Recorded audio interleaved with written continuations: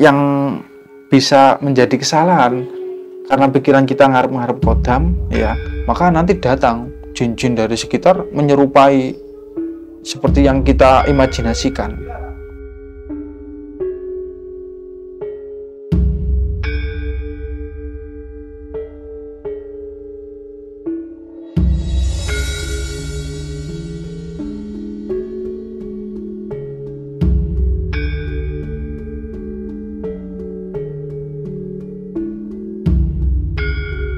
Assalamualaikum warahmatullahi wabarakatuh. Sedulur Suryo Jati dimanapun Anda berada, saat ini kita berada di sesi tanya jawab bersama beliau Mas Eko di samping saya. Gimana Mas Eko kabarnya? Alhamdulillah baik. Baik. Kali ini kita akan melakukan beberapa pertanyaan mengenai dunia spiritual ya. Jadi gini Mas Eko, ada beberapa dari teman-teman Suryo Jati bertanya, bagaimana sih langkah awal untuk seorang yang awam untuk mempelajari dunia spiritual? Oke. Langkah awal untuk mempelajari dunia spiritual. Oke, baik. Sedulur Suryo Jati yang mendengarkan video pada sesi kali ini, pertanyaan pertama yaitu langkah awal bagaimana kita mempelajari spiritual. Langkah awal yang penting sekali adalah niat yang baik. Karena apa? Niat itu adalah bagian setengah daripada bagian tujuan kita. Jadi niat itu harus ditata dulu, karena tanpa niat kita itu bisa tersesat seperti itu. Jadi niat itu harus diutamakan. Misalnya kita ingin belajar spiritual itu untuk apa? Karena spiritual itu ada banyak macam sekali, Sim. Yang pertama ada spiritual yang diniatkan untuk penyembuhan. Jadi orang belajar spiritual untuk menyembuhkan orang lain, ataupun menyembuhkan diri sendiri ataupun keluarga. Kemudian ada juga spiritual yang tujuannya untuk perlindungan diri, untuk keselamatan, untuk menolak atau menghindari musibah atau menolak bahaya. Karena memang juga ada spiritual yang arahnya ke situ. Dan juga ada spiritual rohani. Jadi spiritual tadi arahnya melatih jiwa, melatih diri, seperti orang-orang yang melakukan suluk. Mereka spiritualnya yaitu mendekatkan diri pada Tuhan, ya, biasa dilakukan oleh orang-orang torekot. Nah, sedangkan untuk spiritual yang menggunakan doa-doa, ilmu-ilmu, memang tidak lain dan tidak bukan, di situ ada tujuan tertentu. Ada untuk penyembuhan, ada untuk keselamatan, perlindungan, bahkan ada juga yang untuk kedikdayaan, ada yang untuk kekebalan, ada yang untuk macam-macam, bahkan untuk pengasihan, pengelarisan, macam. Karena dunia spiritual itu sangat luas sekali. Maka dari itu niat kita harus lurus dulu, harus benar dulu. Apa niat kita itu? Apa ingin spiritual untuk penyembuhan misalnya? Maka ya harus ditata niat untuk penyembuhan agar bermanfaat, bisa menyembuhkan orang lain sakit, seperti itu. Niatnya harus baik dulu. Yang kedua, harus cari guru yang baik. Karena guru itu juga ada kriteria. Kita nggak boleh, wah kono ketoke kelihatannya hebat, kelihatannya bagus, kemudian kita berguru tanpa kita mengetahui sosok beliau, mengetahui dasar-dasar beliau. Karena syarat daripada guru, ya, beliau itu juga harus punya guru. Kalau kita ada orang, wah saya punya ilmu, tapi saya dapat dari mimpi, saya dapat dari ilham atau petunjuk, artinya dia nggak punya guru yang jelas, maka itu tidak bisa dijadikan sebagai seorang guru. karena guru itu harus punya guru, ya. Terutama kalau ilmu doa-doa yang Islam, kita bahas yang Islam ya. Doa-doa yang Islam itu harus punya sanad yang jelas. Itu lebih baik. Itu ada doa-doa yang punya sanad yang jelas. Jadi kita harus cari guru yang sekiranya kita tahu, oh guru ini dulunya mondok di sini atau punya guru ini. Artinya kita mengetahui kejelasan tentang ilmunya, seperti itu, sehingga kita tidak mudah terbujuk ataupun tersesat saat mencari jalan spiritual, seperti itu ya. Jadi langkah pertama yaitu niat, kedua kita harus mencari guru yang bisa membimbing kita sesuai harapan kita dalam mencari spiritual itu tadi. Dan yang ketiga adalah kita harus punya tekad, karena tekad itu sangat penting. Misalnya gini, ada seorang guru kemudian mengajari kita untuk melakukan dzikir wirid 1000 kali selama 7 hari. Kalau kita nggak punya tekad yang kuat, males, asar-asan. Jadi beda Mas ya, antara tekad sama niat itu beda Mas ya? Beda. Oh, beda lagi. Kalau tekad itu kemauan kita untuk melakukan keilmuan tadi, ya. Jadi kita harus punya niat yang baik, pembimbing yang baik, dan juga tekad. Tekad itu keinginan, terus harus punya kemampuan dan kemauan untuk melakukan yang diajarkan atau yang telah dibimbing oleh guru yang kita guru itu tadi. Seperti itu awal daripada kita untuk mempelajari langkah spiritual itu tadi. Oke. Sekarang pertanyaan selanjutnya itu gini Mas Eko, mengenai sanad. Kan iya. Sekarang kan banyak orang itu belajar keilmuan spiritual, tapi mereka tuh ada sebagian dari mereka tuh yang tidak mempunyai sanad. Contohnya belajar dari buku, belajar dari Google, belajar dari sesuatu yang udah dicetak. Itu gimana Mas Eko? Apa itu menjamin kedepannya nanti, pencapaian kedepannya nanti, atau gimana Mas Eko? Oke, sekarang gini ya. Jadi satu, fungsi guru itu selain untuk membimbing, yang kedua untuk bertanggung jawab atas ilmu yang telah diturunkan. Sehingga ketika ada kekeliruan ataupun ketidakbenaran ataupun kesalahan kita, maka guru yang akan membenarkan. Jadi kalau kita melihat di Google, di buku, tidak ada yang tanggung jawab. Itu fungsi utama guru di situ. Ya, ketika kita tersesat ataupun salah, maka fungsi guru adalah membenarkan. Itu yang paling penting. Dan yang kedua, bahwa fungsi guru itu seperti ini. Kita dengan guru itu seperti ada tali rohani. Ketika guru memberikan sebuah ilmu itu diberikan dengan kasih sayang, dengan keikhlasan, dengan ridho, maka dengan ridho guru ini ada tali yang nyambung kepada diri kita, maka akan mempermudah tingkat kita untuk mencapai keilmuan tadi. Ya, oke. Yang seharusnya dicapai dengan 100 langkah, maka dengan 70 langkah kita sudah selesai, kita sudah sampai, karena ada suplai daripada guru kita itu tadi, ya. Apalagi guru ini tersambung. Kalau ilmu yang baik, ilmu yang Islam tersambung sampai Rasulullah SAW. Jadi udah jelas ya Mas Eko ya. Seandainya kadang ada pertanyaan lagi dari mereka itu pribadi lah, iya. Mas, bagaimana kalau seandainya kita belajar dengan sendiri tanpa guru? Kita belajar dari buku, dari Google, dari kitab tanpa guru, itu tadi apa memiliki resiko yang dampaknya itu pada diri kita sendiri?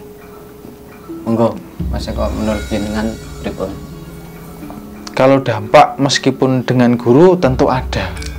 Semua ilmu itu ada dampaknya, ya, terutama mempengaruhi daripada psikolog kita, ya. Kalau ilmu-ilmu yang dipelajari, ilmu yang tenang untuk sholawat, mungkin pengaruhnya bagus, kita lebih tenang, kita lebih banyak bersyukur, kita lebih enak lah. Tapi kalau ilmunya panas seperti hijab atau ilmu kedikdayaan, ilmu kejadukan, maka akan punya pengaruh meningkatkan emosi, gampang marah, gampang emosional, seperti itu. Artinya ilmu itu memiliki pengaruh lah di dalam emosi kita, di dalam psikologi kita, kepribadian.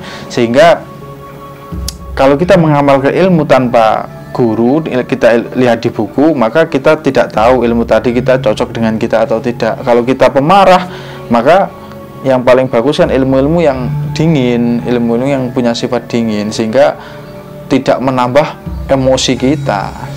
Oh, berarti harus selaras ya Mas? Ya, bukan selaras, artinya harus sesuai dengan karakter kita itu, agar tidak bertambah menjadi lebih buruk tadi. Jadi kalau kita suka emosi, ya, Anda suka emosi, kemudian kita mempelajari ilmu hijab, wah makin emosi. Ketemu orang pengen berantem, wah, apalagi mempelajari ilmu kebal, rasanya itu pengen berantem terus. Pengen ketemu orang kayak nggak ada takutnya. Itu adalah contoh daripada efek sebuah ilmu. Maka dari itu mempelajari itu juga dibutuhkan kadar, dibutuhkan dosis.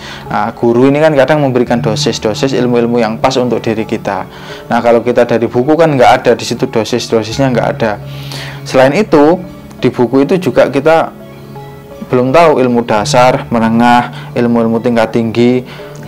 Kalau kita dasar kemudian kita mempelajari ilmu tingkat tinggi, maka yang dikhawatirkan energinya terlalu besar, atau katakan di situ memancing atau mengundang bangsa jin yang kekuatannya besar, maka tubuh kita nggak kuat.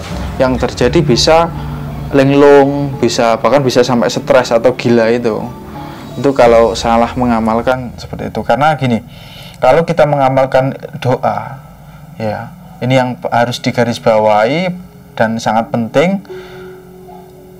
Jangan sekali-kali kita ketika mengamalkan sebuah ilmu, pikiran kita mengharapkan khodam. Jangan, ya, karena kalau kita mengamalkan sebuah ilmu, misalnya kita mengamalkan doa ayat kursi, ya, maka utamakan bahwa kita berdoa agar Allah mengijabahi doa ayat kursi tadi, bukan kita berharap agar khodamnya ayat kursi ini datang kepada kita, mengabdi kepada kita. Bukan seperti itu. Yang bisa menjadi kesalahan karena pikiran kita ngarep khodam, ya, maka nanti datang jin-jin dari sekitar menyerupai seperti yang kita imajinasikan. Misalnya kita mengimajinasikan khodamnya ayat kursi itu seperti ini, maka dia akan wujud seperti ini, datangi kita. Dia mengaku-ngaku, nggak boleh. Iya, tidak boleh.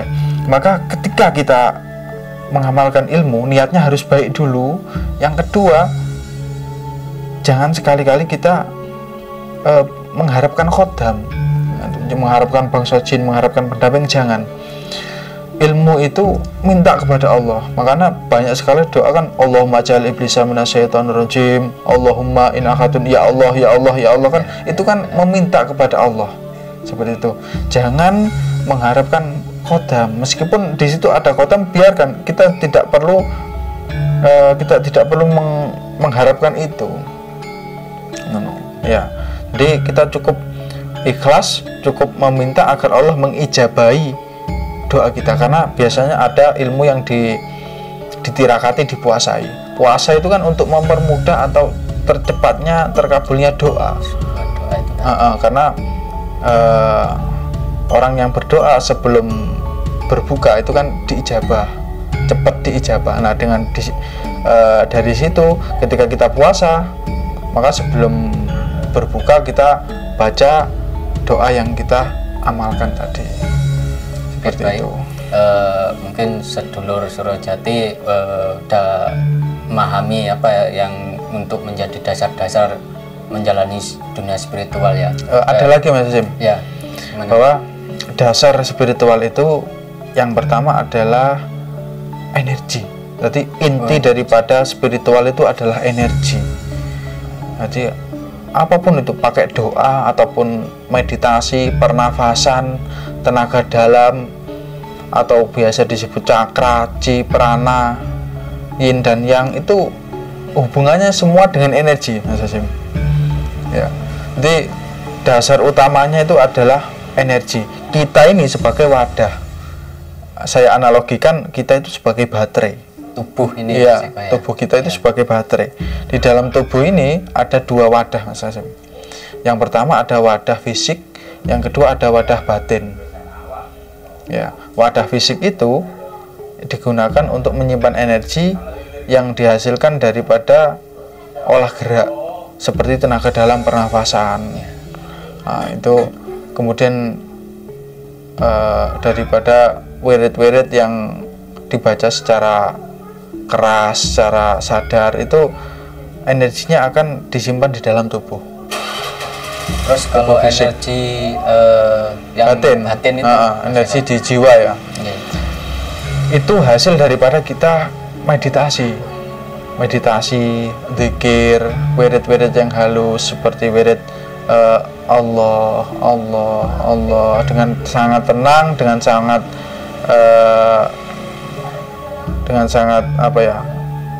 sangat ikhlas, sehingga energi itu halus dan murni. Karena energi itu ada dua, Mas Hasim. Yang pertama energi murni, yang kedua energi perubahan. Energi perubahan. Energi perubahan itu energi murni yang sudah dirubah. Kalau kan ada dua tadi, energi biasanya disebut murni, kultivasi. Yang kedua ini kultivasi. Ya, energi murni sama energi kultivasi. Energi kultivasi itu energi yang tenaga dalam misalnya. Itu energi kultivasi, bukan lagi energi murni. Kalau energi murni ini, Mas Eko, dia dari mana dia? Energi murni ini? Energi murni itu dari alam. Oh, berarti udah dari alam yang murni, belum tercampur apa-apa. Jadi gini, kalau ada batu keris itu energinya kultivasi karena sudah dibuat ya, dibuat ada karakternya tertentu, itu kultivasi, energinya bukan murni lagi. Kalau murni itu hasil daripada meditasi dengan sangat tenang, kemudian dengan zikir ya, itu menyerap energi kultivasi, masuknya ke dalam jiwa, menguatkan jiwa kita. Terus kalau gini, Mas, kalau energi dari kita itu doa, lelaku, puasa, itu masuknya kemana, Mas? Itu ke kultivasi. Ke kultivasi. Iya, ke kultivasi. Itu wadahnya ke tubuh kita, fisik. Maka kalau fisik tidak kuat, maka akan semakin lemah fisik kita ini. Jadi kalau ingin laku ilmu-ilmu yang tadi, syaratnya juga tubuh ini juga harus kuat dalam kondisi sehat. Terus ini ada pertanyaan lagi dari dulur Suryo Jati, Mas. Pertanyaannya ini, apa sih perbedaannya antara spiritual dan supranatural, Mas Eko? Spiritual sendiri itu, spirit itu kan jiwa ya. Jadi spiritual itu kekuatan jiwa, kekuatan batin kita, kekuatan jiwa kita yang ada di dalam diri kita. Sedangkan kalau supranatural itu penyebutan untuk sesuatu yang sifatnya tidak natural atau tidak logis. Misal ada benda tanpa angin ya, tiba-tiba dia terbang, ataupun tanpa dia gerak, tanpa ada angin di dalam ruangan. Itu kan kejadian-kejadian yang dinamakan supranatural. Iya. Berarti udah di luar nalar, di luar. Iya, kecuali ada angin atau ada pemicu. Misalnya kertas tiba-tiba terbakar, tanpa kita, kecuali ada apa ataupun di luar kena panas sinar matahari, maka itu bukan supranatural ya. Kalau supranatural tiba-tiba terbakar tanpa ada perantara atau ada sesuatu yang membakarnya. Misalnya ada orang mengeluarkan doa kemudian menjadi ada benda di sekitarnya terbakar atau meledak. Nah, itu kejadian yang dinamakan kejadian supranatural. Oke. Jadi kalau spiritual sendiri dan supranatural itu berbeda. Supranatural hanya penyebutan untuk kejadian yang di luar natural. Oke, di luar natural. Baik, mungkin dari sedulur Suryo Jati dimanapun kalian berada mungkin udah memahami ya langkah-langkah bagaimana sih belajar dunia spiritual bagi mereka yang masih awam, terus resiko-resikonya itu apa sih, apa yang perlu kita lakukan untuk melangkah-langkah ke selanjutnya. Oke, sedulur Suryo Jati, apa yang dipertanyakan pada beliau sudah beliau jawab sama Mas Eko. Saya rasa itu aja yang saya pertanyakan pada beliau. Terima kasih Mas Eko untuk waktunya. Oke, sama-sama. Oke, saya sebagai atas nama Mas Hasim, saya minta maaf mungkin kalau ada pertanyaan yang kurang pas atau gimana. Untuk sesi tanya jawab yang selanjutnya kita tunggu di video selanjutnya, sesi yang kedua. Tetap pandang layar HP Anda di Suryo Jati.